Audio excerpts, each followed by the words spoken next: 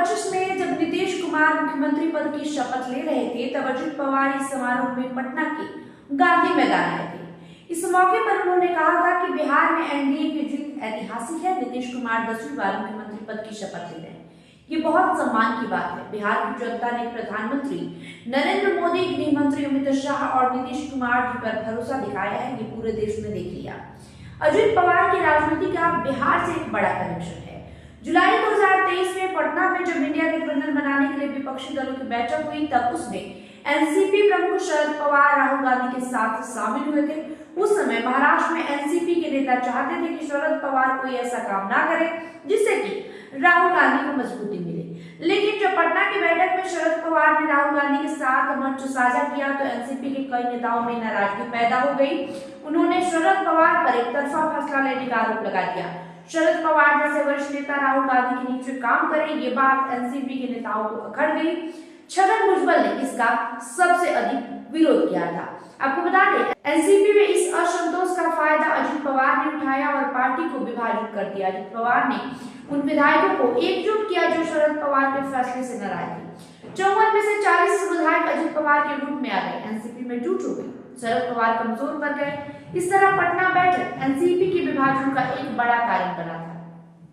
यहीं से एनसीपी का अजित पवार गुट महाराष्ट्र की राजनीति में एक मजबूत दल के रूप में स्थापित हो गया।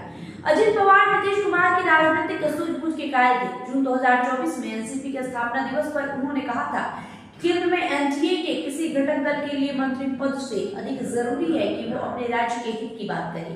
जैसे नीतीश कुमार ने केंद्र में मंत्री पद के विवाद में पड़ने से बेहतर राज्य का विकास जरूरी माना और विकास योजनाओं के लिए केंद्र से विशेष आर्थिक पैकेज मांगने पर जोर दिया था। 2024 के लोकसभा चुनाव में एनसीपी अजित पवार को सिर्फ एक सीट मिली। प्रधानमंत्री नरेंद्र मोदी ने अजित पवार की पार्टी को मंत्रिपरिषद में शामिल करने का न्योता दिया, लेकिन राज्य मंत्री का पद मिलने से अजित पवार ने इस प्रस्ताव को स्वीकार नहीं किया। 2019 में नीतीश कुमार ने कुछ ऐसा ही किया था। 2019 के लोकसभा चुनाव में एनडीए को प्रचंड बहुमत मिलने पर जदयू ने केंद्रीय मंत्रिपरिषद में 4 सीटें मांगी थी। जदयू के 16 और भाजपा के 17 सांसद जीते थे। बिहार से भाजपा के 5 मंत्री बने थे। इसे देखकर ही जदयू ने 4 मंत्री पद मांगे थे, लेकिन नरेंद्र मोदी ने जदयू को मंत्रिपरिषद में सिर्फ 1 सीट देने का प्रस्ताव दिया।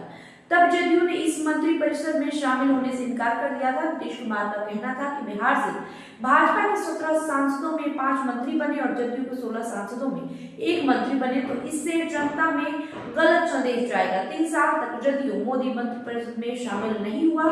अजित पवार ने नीतीश कुमार के इस स्टैंड की तारीफ की थी। आपको बता दें, महाराष्ट्र के डिप्टी सीएम अजित पवार की आज प्लेन क्रैश में निधन हो गई। बहरहाल इस वीडियो में इतना ही। बने रहे हमारे वीडियो समाचार के साथ। बहुत बहुत शुक्रिया।